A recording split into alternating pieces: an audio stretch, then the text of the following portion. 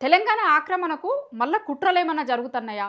చాలా ఏండ్లు పోరాడి సుదీర్ఘకాలం పోరాటం చేసి తెచ్చుకున్న తెలంగాణ మీద మళ్ళా ఎందుకు కుట్రలు జరుగుతున్నాయి అనే చర్చతో పాటు టీఆర్ఎస్ పార్టీ లేకపోతే తెలంగాణకు, తెలంగాణ ప్రజలకి ఎంత నష్టమైతది అనేది 2, 3 రోజుల నుంచి చర్చ జరుగుతుంది. టీఆర్ఎస్ ఉన్నప్పుడు ఎందుకు జరగలే ఇట్లాంటివి? టీఆర్ఎస్ పోయిన తర్వాత ఎందుకు జరుగుతున్నాయి ఇట్లాంటివి? నిజంగా ఆ పార్టీ ఉన్నప్పుడు, అధికారంలో ఉన్నప్పుడు మాట్లాడనోళ్ళు, ఆ పార్టీ అధికారంలో ఉన్నప్పుడు రాని చర్చలు ఇప్పుడెందుకు వస్తున్నాయి? ఇప్పుడెందుకు జరుగుతుంది? అంటే ఏదో నార్మల్‌గా కనిపిస్తుంది ఇదంతా గానీ నార్మల్‌గా చూడొద్దు. ఖచ్చితంగా దాని వెనకాల ఉన్న రాజకీయాన్ని అర్థం చేసుకోవాలి తెలంగాణలో ఉన్న ప్రతి ఒక్కరు గూడా.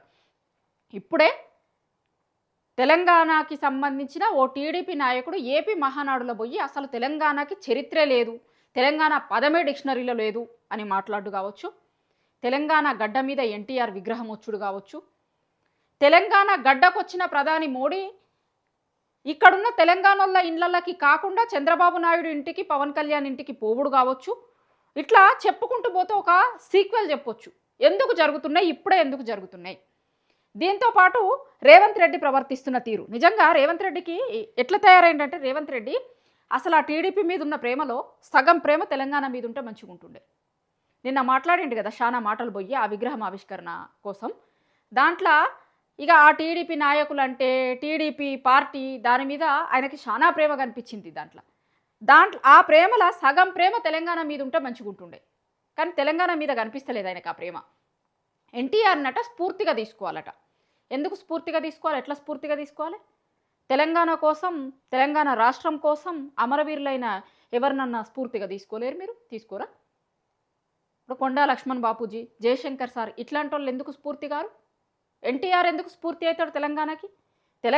తెలంగాణ రాష్ట్రంలో తెలంగాణ కోసం తొలి దశలో, మలి దశలో కొట్లాడినటువంటి ఒక చాకలి ఐలమ్మ కావచ్చు, లేకపోతే కొట్లాడిన అమరవీరులైనటువంటి వాళ్ళు కావచ్చు, గిట్లాంటి వాళ్ళు కదా తెలంగాణకి, తెలంగాణ రాష్ట్రంలో ఉన్నోళ్ళకి స్ఫూర్తి కావాలి. ఎందుకు ఎన్టీఆర్ స్ఫూర్తి అవుతాడు? సరే, అది మీకు స్ఫూర్తి అయింది అనుకోండి, మీకు స్ఫూర్తి అయిండు అని చెప్పుకోవాలి. కానీ తెలంగాణకో లేకపోతే ఇక్కడున్న సమాజంకి మొత్తంకో స్ఫూర్తి ఎందుకు కావాలి?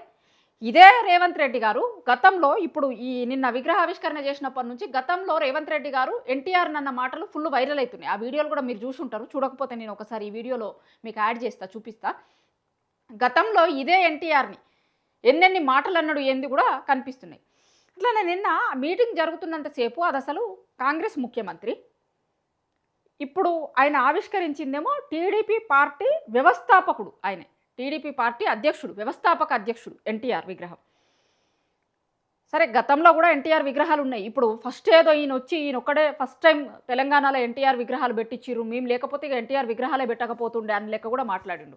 కానీ మనకి గల్లీ గల్లీ కోట కనిపిస్తాయి. గతంలో కూడా ఉన్నాయి. ఈయనేం ఫస్ట్ టైం తీసుకొచ్చి పెట్టలేదు దాన్ని. కానీ ఫస్ట్ తీసుకొచ్చి పెట్టినా నేను ఏదో దీనికి మొత్తం ఆద్యుని నేనే అన్న లెక్క ఆయన స్పీచ్ వేయింది. ఇంకోటి, అసలు టీడీపీ పుట్టింది ఎవరి కోసం? ఈయన కాంగ్రెస్ మంత్రి కదా, ముఖ్యమంత్రి కదా. టీడీపీ పార్టీ పుట్టిందే ఆ రోజు కాంగ్రెస్ మీద వ్యతిరేకతతోని, తెలుగు వాళ్ళ ఆత్మ గౌరవం కోసము అని పెట్టిన ఆ రోజు పుట్టిన టీడీపీ పార్టీ దేనికోసం పుట్టింది? మీ పార్టీకి వ్యతిరేకంగా పుట్టిన పార్టీ అది.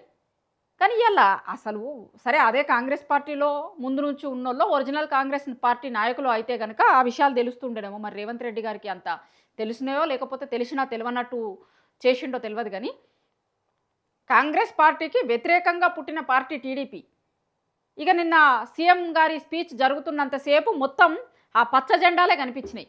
ఎట్లా కనిపించిందంటే, అది ఒక రకంగా చూస్తే మహానాడు నడుస్తుంది కదా అక్కడ ఏపీలో, ఆ మినీ మహానాడు లెక్కుంది. మహానాడు ఆడ జరుగుతుందేమో అన్న లెక్కుంది. నిజంగా మీరు ఒకసారి విజువల్స్ చూస్తే అర్థమవుతుంది. అదేదో ప్రభుత్వ కార్యక్రమం లెక్క లేదు. మహానాడు జరుగుతుంది కదా ఆడ. మహానాడే ఈడేమన్నా పెట్టిర్రేమో తెలంగాణలో ఏదన్నా మినీ మహానాడు లాంటిది పెట్టిర్రా అన్న లెక్కుంది. మొత్తం పసుపచ్చ జెండాలే దాంట్లో కనిపించింది. ఆయనేమో కాంగ్రెస్ పార్టీ ముఖ్యమంత్రి.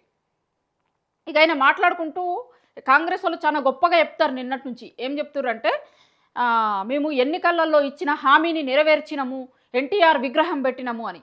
మరి అదే కాంగ్రెస్ నాయకులకి ఎందుకో నోరు వెలుగుతలేదు. 2.5 ఏళ్ల కిందట మీరు ఇచ్చిరు కదా హామీలు, తెలంగాణ ప్రజలకు ఇచ్చిరు కదా హామీలు, మరి అవి ఎందుకో నెరవేరుస్తలేరు? ఇప్పుడు 9 నెలల కిందట మేము ఎన్టీఆర్ విగ్రహం పెడతాము అంటే పెట్టినము, నెరవేర్చినము, ఓహో ఆహా అని రాగాలు తీస్తురు కదా. మరి అదే కాంగ్రెస్ పార్టీ నాయకులు 2.5 ఏళ్ల కిందట తెలంగాణ ప్రజలకు ఇచ్చిరు కదా మీరు మాట. 6 గ్యారంటీలు ఇచ్చిర్రు, 420 హామీలు ఇచ్చిర్రు కదా, మరి వాటి గురించి ఎందుకు మాట్లాడరు? అవి ఇచ్చి 2.5 ఏండ్లు అవుతుంది కదా. మీ నాయకుడు, మీ సీఎం గారు 7 నెలల్లో హామీలను నెరవేర్చుతాడు అంటే మరి 2.5 ఏండ్ల కిందట ఇచ్చిన వాళ్ళ సంగతి ఏంది? ఇచ్చిన మాట ఏంది? మరి దాని గురించి కూడా అడుగురు కదా, దాని గురించి కూడా మాట్లాడురు కదా. లేకపోతే మేము ఎన్నికలకు ఏంది, మేము అధికారంలోకి వచ్చడం కోసమని మాట్లాడినాం, అవి అధికారంలోకి వచ్చిన తర్వాత మర్చిపోయినామని అదన్నీ చెప్పురు కదా. మేము అధికారం కోసం మాట ఇచ్చినాం, అధికారం వచ్చింది కదా, మర్చిపోయినాం, ఇక మేము పట్టించుకోం దాన్ని అని ఓపెన్గా చెప్తే అయిపోతుంది కదా. ఇప్పుడు మీరు చెప్తారు కదా గతంలో 2 లక్షల ఉద్యోగాలు ఇచ్చినాం, తులం బంగారం ఇచ్చినామని, గట్లనే మేము మొత్తం ఇచ్చేసినాము అనేది చెప్తే అయిపోతుంది కదా. ఎంత దారుణంగా, ఎంత అంటే విగ్రహాలది కూడా ఎన్టీఆర్ విగ్రహం కావచ్చు, గతంలో ఎస్పీ బాలసుబ్రహ్మణ్యం విగ్రహం పెడతాము అనుడు కావచ్చు, రోషయ్య విగ్రహం కావచ్చు, ఎందుకు వస్తున్నాయి ఇప్పుడే? 2.5 ఏండ్లల్లో ఈ విగ్రహాల గురించి చర్చ ఎందుకు వస్తుంది? విగ్రహాల రాజకీయాలు ఎందుకు వస్తున్నాయి? రాజకీయమే ఇది కూడా. ఇప్పుడు ఏం రేవంత్ రెడ్డి గారికి ఏమన్నా పెద్ద ప్రేమ ఉండి ప్రేమతో పెట్టిండా? రాజకీయం కాకపోతే ఏమవుతుంది? అది జూబ్లీహిల్స్ ఎన్నికల సందర్భంగా ఇచ్చిర్రు హామీ. జూబ్లీహిల్స్ ఎన్నికలు జరిగింది దేని మీద? జూబ్లీహిల్స్ ఎన్నికలు రాజకీయం కాదా? రాజకీయం కోసమే ఇచ్చిర్రు. ఈ రాజకీయంగా చూడొద్దు, లేకపోతే రాజకీయాలు మాట్లాడొద్దు అంటారు మీరు. అసలు ఇలా పెట్టిన ఎన్టీఆర్ విగ్రహం మాట ఇచ్చింది అన్నాడు జూబ్లీహిల్స్ ఎన్నికలు అప్పుడు కదా, రాజకీయం కాదా అది? ఇప్పుడు తెలంగాణ పాట వాడ అనన్న ఎస్పీ బాలసుబ్రహ్మణ్యం విగ్రహం తెలంగాణలో ఉండాలట. గతంలో ముఖ్యమంత్రిగా చేసిన రోషయ్య గారి విగ్రహాన్ని తీసుకొచ్చి పెడతారు, ఇప్పుడు ఎన్టీఆర్ విగ్రహం తీసుకొచ్చి పెడతారు. మరి గదగ్గ తెలంగాణలో ఇప్పుడు ఏపీలో టీడీపీని అధికారంలో ఉంది కదా, మరి అక్కడ కూడా పెట్టమన్నారు కదా మన తెలంగాణలో విగ్రహాలు. ఇప్పుడు ఓన్లీ తెలంగాణలోనే ఏపీ వాళ్ళ విగ్రహాలు పెట్టాలనా? ఏపీలో కూడా తెలంగాణలో విగ్రహాలు పెట్టవచ్చు కదా. ఇప్పుడు ఈ విగ్రహాలు వద్దు అనే ఆ సాగరహారం తెలంగాణ ఉద్యమం పీక్లో జరిగేటప్పుడు విగ్రహాలన్నింటిని తీసుకొని పోయి కదా హుస్సేన్ సాగర్లో వేసింది. మా గడ్డ మీద మీ వల్ల విగ్రహాలు ఎందుకనే కదా తీసి పడేసింది. మళ్ళీ ఏం చెప్పాలనుకుంటున్నారు మీరు? ఎందుకోసం ఈ విగ్రహ రాజకీయాలు చేస్తున్నారు? విగ్రహాలు ఎందుకు వస్తున్నాయి మళ్ళా? ఇప్పుడు తెలంగాణ రాష్ట్రం వచ్చింది, తెలంగాణలో ఉన్నారు, తెలంగాణ జనం ఓట్లేస్తే మీరు సీఎం అయి గద్దె మీద కూర్చున్నారు. తెలంగాణలో విగ్రహాలు కాకుండా ఎందుకు వేరేటోళ్ళ విగ్రహాలు వస్తున్నాయి? ఇది తెలంగాణ రాష్ట్రం కదా. మరి మీరు పక్క రాష్ట్రం వల్ల పెడుతున్న లెక్కనే పక్క రాష్ట్రం వాళ్ళు కూడా తెలంగాణ ఏమన్నా పెడుతుర్రా? ఒకసారి అడిగి చూడురు, మరి ఆడ కూడా విగ్రహాలు పెడతారా? అంటే మర్చిపోయిన దాన్ని అస్తిత్వం మీద, లేకపోతే వాళ్ళ విగ్రహాలు తీసుకొని వచ్చి దానికి సంబంధించిన దాన్ని మన మీద రుద్దే ప్రయత్నం ఎందుకు జరుగుతుంది? ఇదంతా తెలంగాణ అస్తిత్వం మీద దాడిగానే చూడాల్సి వస్తుంది. జరుగుతున్న ప్రతి పరిణామాన్ని కూడా మొన్న టీడీపీ మహానాడులో టీడీపీ నాయకుడు ఏపీలో మాట్లాడిన మాటలు కావచ్చు, దాని తర్వాత లోకేష్ మాట్లాడిన మాటలు కావచ్చు, నిన్న ఎన్టీఆర్ విగ్రహం కావచ్చు, గతంలో మోడీ వచ్చినప్పుడు పవన్ కళ్యాణ్ చంద్రబాబు నాయుడు ఇండ్లకు పోవుడు కావచ్చు, రేవంత్ రెడ్డి ఆ విగ్రహావిష్కరణ సందర్భంగా మాట్లాడినటువంటి మాటలు కావచ్చు. తెలంగాణ సమాజం అప్రమత్తంగా ఉండాల్సిన అవసరం ఉంది. దీని వెనకాల జరుగుతున్నటువంటి రాజకీయాలను ఎప్పటికప్పుడు అవగాహన చేసుకోవాల్సినటువంటి అవసరం ఉంది.